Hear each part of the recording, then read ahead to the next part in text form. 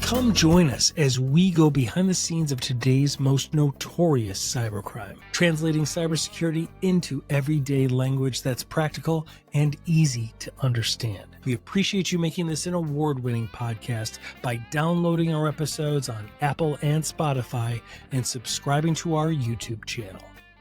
This is Cyber Crime Junkies, and now the show.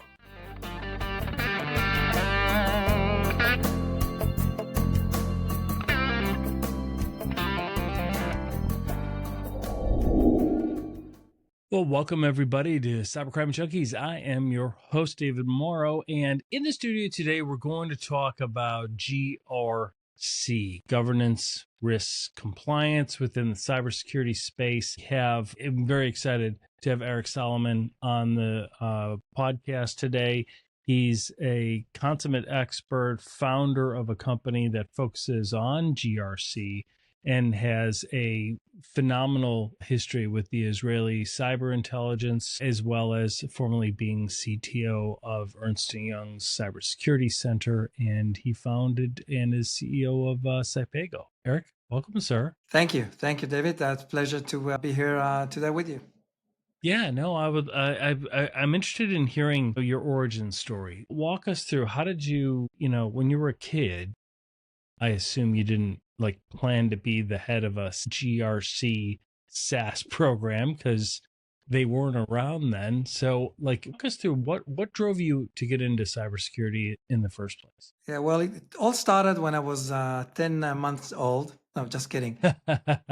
Today, I'm the CEO and co-founder at Cypago. But my journey into the cybersecurity world and later into the cyber GRC world started as probably many other Israeli entrepreneurs with the Israeli intelligence, where I spent some years with the famous 8200 unit, and later some 10 years with the Israeli intelligence as a department leader, when I built and led a large group of researchers and developers and other type of professionals in doing a lot of interesting stuff around cyber, some offensive cyber. But eventually, that's super exciting. But this, in one sense, this is not real life. You're playing like G.I. Joe, which is great. Cyber G.I. Joe. It's funny that nobody has came up with this kind of action figures yet. Maybe it's you just heard it here on Cyber Crime Junkies, and I'm about to trademark that because that sounds like a great action figure, doesn't it? Yeah, with a keyboard attached. Right, with a keyboard, he's able to fly drones. You could just see all the accessories. Exactly. So anyway, when I kind of went back to the industry, my first important and kind mind-opening role was as CTO for E&Y, Ernst & Young, their cybersecurity center. Back then I was based in Tel Aviv, but my main focus was the North American market, mainly the US, working with large enterprises, coming in with the suit and tie as a consultant, as an advisory, kind of an advisory board, working with CISOs and helping them go through their security assessments. And I think that this was the first time that I really encountered the challenge. I really faced the challenge, the real life challenge. Think about super large enterprises with tens of, even hundreds of thousands of endpoints, large complex networks. And when I was asking simple questions such as the CISO, how well are you familiar, or how well do you know that your cybersecurity program is aligned with the business requirements, whatever the business needs you to have in place, not just shiny, cool tools that you have in your security stack. Not just from the technical perspective, right? Also, is it aligned with the business growth initiatives? Is it aligned with their cost-cutting measures over in this department, their expansion in the other department, all of those initiatives, right? Exactly. And even more so, is it aligned with the enterprise risk approach, the risk appetite, as everybody are the same notion as everybody else are using? But think about the aggregate amount of requirements that a business needs to live up to. The regulator, the industry in general, the customers, internal company policies. There are so many inputs. Now, these inputs eventually all translate into, because we are all digital businesses today, even the nuclear energy power plants are based on computers. So the CISO, the one that leads the information security, has a lot on their mind, and in order to make sure that their security programs are functioning the way that the business needs them to function. So I believe that this is where the idea around cyber GRC really started, because GRC has been around for ages now, right? Governance, risk, and compliance. That's a well-known and well-familiar concept. But taking that and implementing that, the projection of cyber GRC or the GRC on the cyber domain, on the security program, this is something relatively new.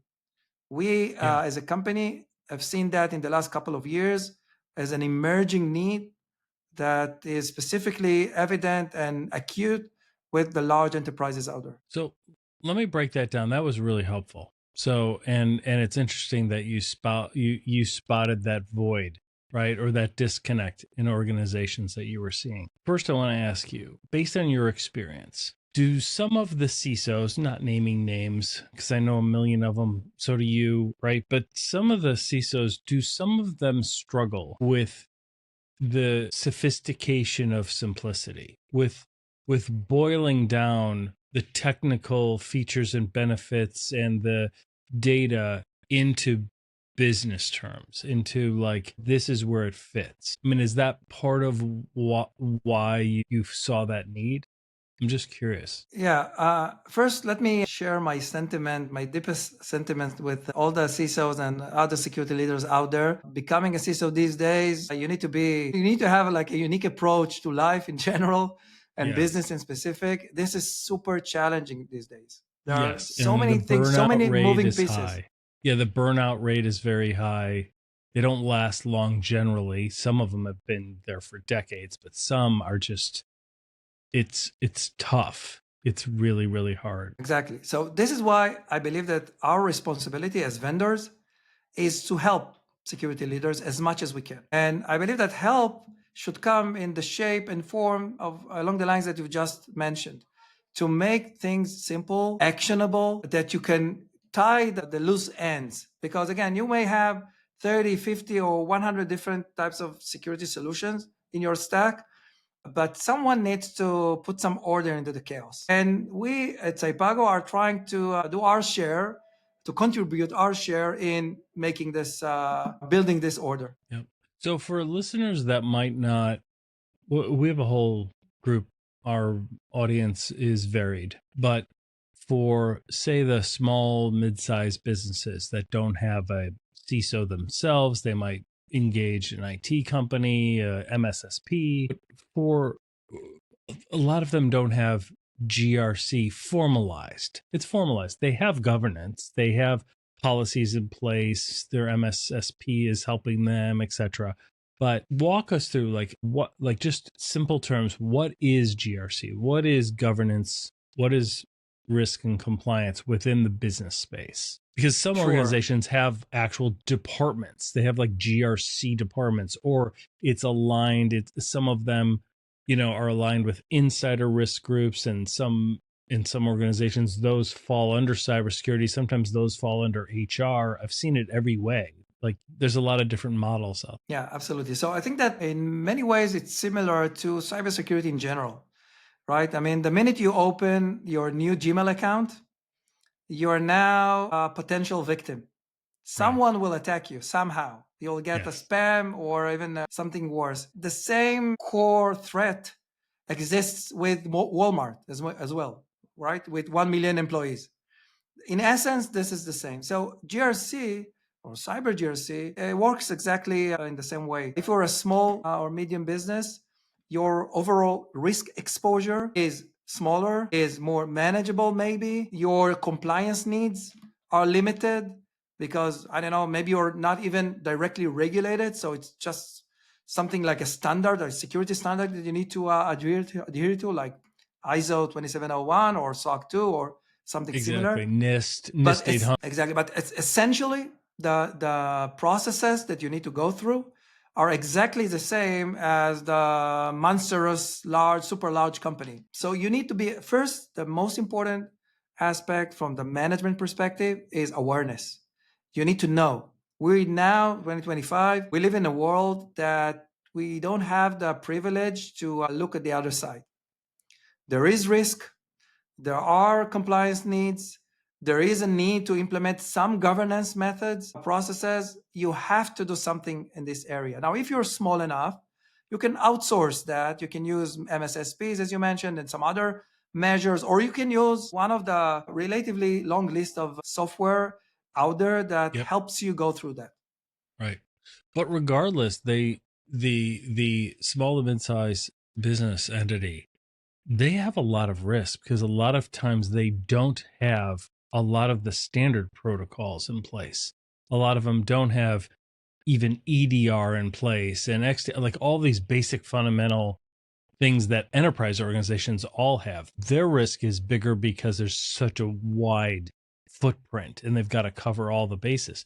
But some of the smaller organizations, they fly blind. They don't, they're not prepared for a breach. They just don't have those policies in place. They haven't addressed a lot of this, and that's really that's so important. So understanding the role of governance, risk, compliance from a formal setting in that an enterprise environment, the small mid-sized business can see what good looks like, and as they grow, that's what they need to mature into. Absolutely. What makes it even more complex and challenging is that, like in nature, that big fish eats the smaller fish. In business, we hope that nobody eats no one else, but the big fish out there, they use the smaller fish, the supply chain methodology, right? So I can be, again, Walmart, but eventually down the links, if I follow them through the chain, I will find probably thousands or tens of thousands of small businesses that all contribute to my business as the giant company. Now, if I have a risk, this risk will trickle and will propagate, and it eventually will materialize itself with the large fish out there. So when we talk with these large enterprises, this is something that we put an emphasis on, that when you go out and you go about and calculate your risk and you are walking through or your security controls, you need to make sure that you're gathering, collecting all the data from all across as much as possible, make it 360, like you want to be omnipresent and as continuous as you can. Yep, absolutely. So what are some of the, I guess, real world examples when an organization would see governance, risk, and compliance in place? The compliance piece, I think, is pretty self-evident, right? They have a standard they have to comply with. Each control there. I mean, here in the US, we have CMMC. Even CMMC level 1, the very basic one that does apply to a lot of small businesses, even that one has 17 controls now. Like a lot of organizations are like, we had no idea we had to do that, right? Like they don't even realize it. But they're pretty clear, and you just have to put these initiatives in place and get them done. But the governance piece and the risk piece, I get a lot of questions on that. Can you walk us through, like, what's an example of, we have governance in place, we have, we've looked at our risk. Can you walk us through that? Yeah, with pleasure. So again, my kind of backyard are the larger enterprises and the processes that they implement. But again, the challenge is the same. You can do that and measure that in different scales. I think the simplest way to put it is to, again, think about an organization that has multiple business units. Okay. This can be 2 or 3 or 200. And each of these business units, maybe you have different product lines that you sell into different industries, or you have different geographies. In that case, you automatically have like a multidimensional metrics with different types of requirements, compliance, regulation, other market demands. And now from the information security standpoint, from the cyber risk management standpoint, you now have multiple entities that you need to manage. So that, I would say, is the first component of when you think about governance.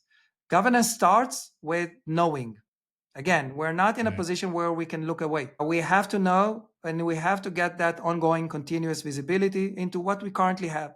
That's the first most basic step. I think the second important element to that is the ability to implement, to define, and then implement policies. Now, every company has them, right? And in, 90% of the cases, these are documents lying over in some, forgotten folder somewhere in the cloud or who knows where, and nobody really cares about them. So this is the second component of governance, being able, and again, looking at the world through the cybersecurity lenses, taking these policies and making sure that they are properly implemented in real life.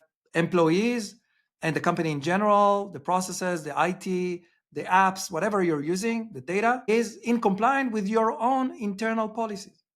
Why? Because the board or the risk committee or some other entity within the company has decided that this is the way that we want to operate. And now this is the way that we're going to implement it. Now, there are some tools or methodologies that you can use. One of them was introduced early last year, in February or March 2024. It's the known NIST CSF framework. Back like 12 months ago, the 2.0 version was introduced with an added layer of what that was called govern.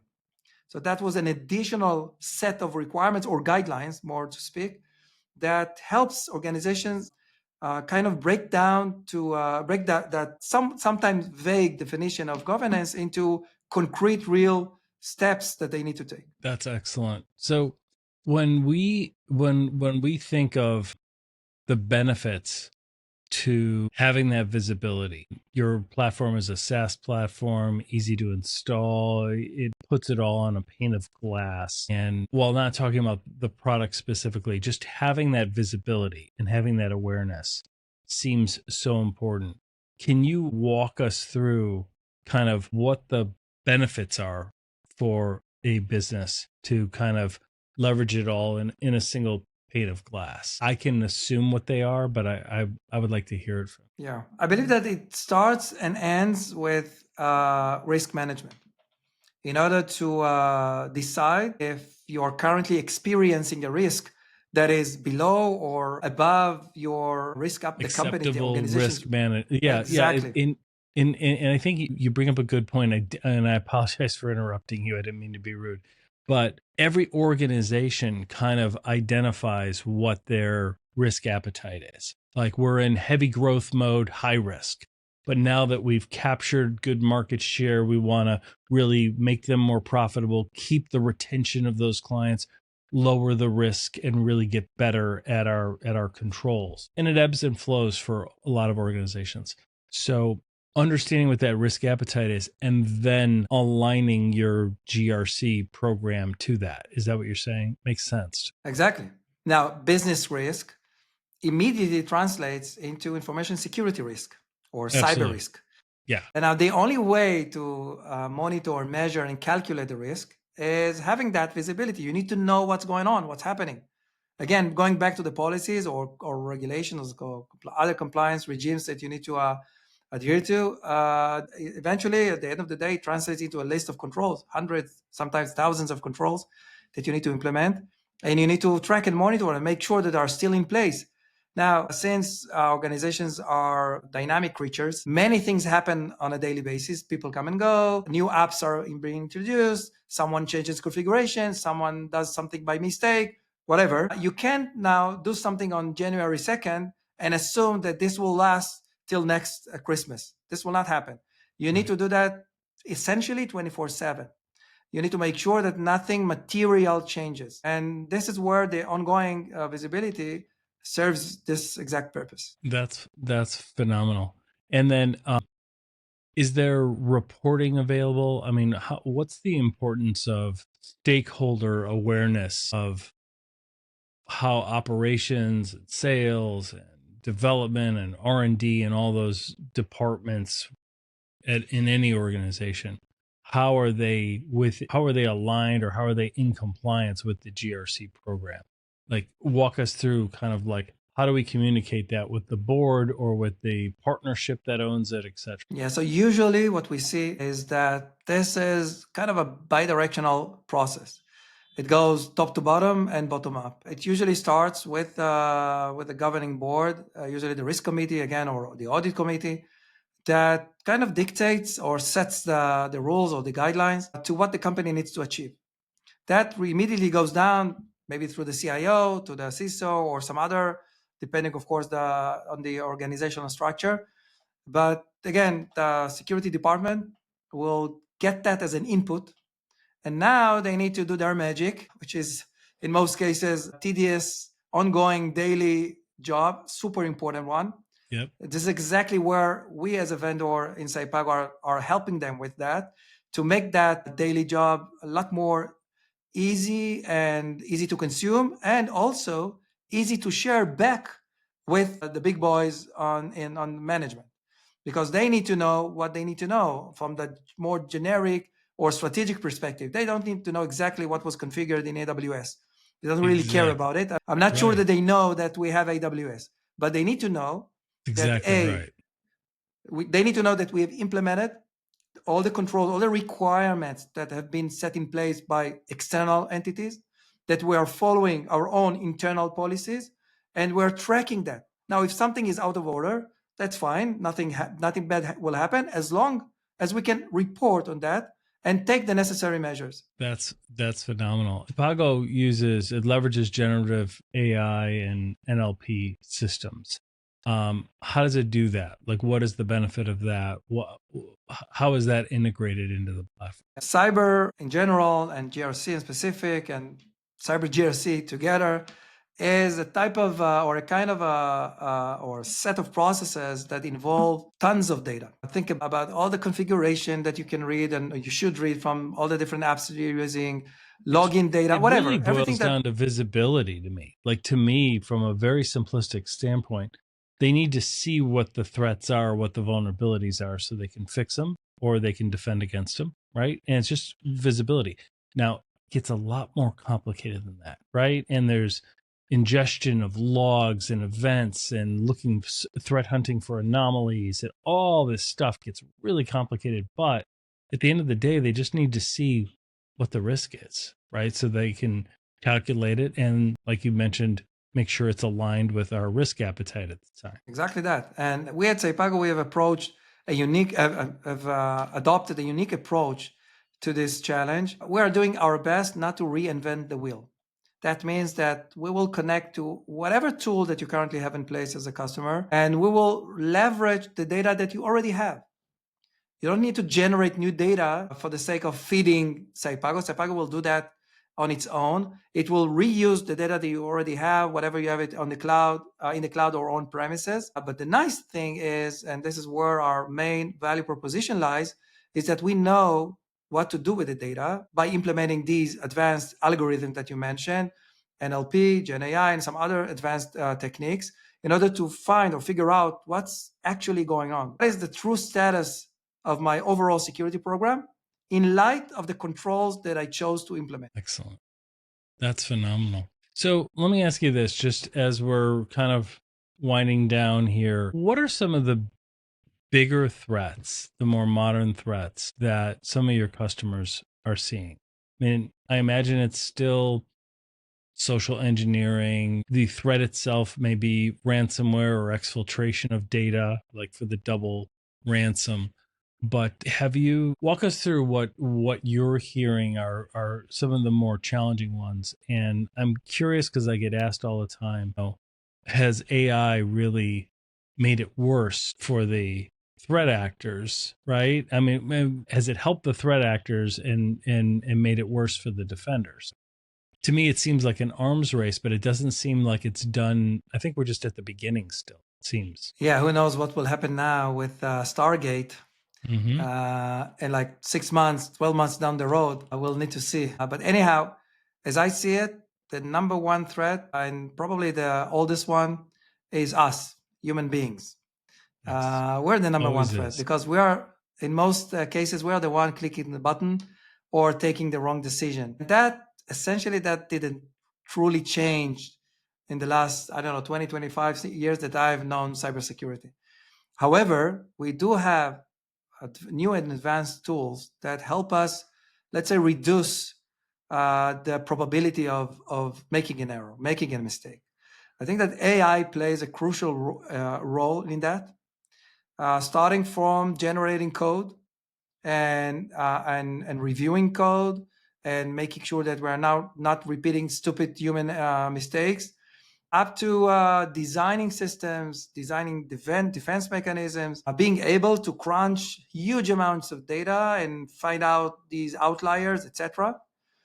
But as in so many other cases in human history, as in the nuclear race, everything can and will be used against you.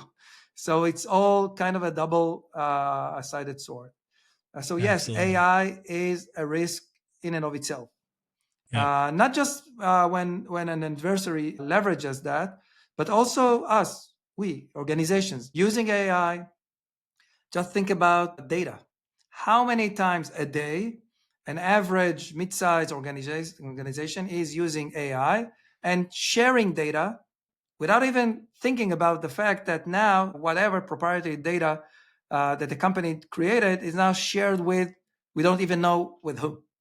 Right. And we've seen that play out already, right? I mean, we've seen a couple instances where people are putting proprietary code or intellectual property inside an LLM, inside AI to generate, fix bugs or whatever it might be, not even realizing that that's now out in the public, and then that gets used against them. And it's a big challenge. That is a perfect example of where governance needs to step in and have the right policies and, like quarantine that off so that you can create your own environment and then leverage AI internally and not let it get out there.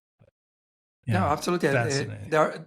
Last year, sometime mid last year, two relatively new frameworks were introduced. One by NIST and the other one as part of the ISO family of standards. Both were designed to help organizations track and monitor the inherent risk with using AI. Yeah. And this is something that I highly recommend organizations to look into and try to implement as best as they can. Absolutely. That's absolutely great advice. Well, Arik, thank you so much. And thank you for all that you guys are doing. We will have links to Cypago in the show notes and links to your information as well. Keep up the great work. This is fantastic. So I was looking at the platform. It's super intuitive. It seems really useful for organizations. So absolutely, we'll keep that in mind when we're out talking to clients. And we wish you guys the absolute best. So thank you so much. Thank you. It was a pleasure. And I wish us all the best ever 2025. Absolutely. Thank you, sir. Appreciate it. Well, that wraps this up. Thank you for joining us. We hope you enjoyed our episode. The next one is coming right up. We appreciate you making this an award-winning podcast and downloading on Apple and Spotify and subscribing to our YouTube channel. This is Cyber Crime Junkies, and we thank you for watching.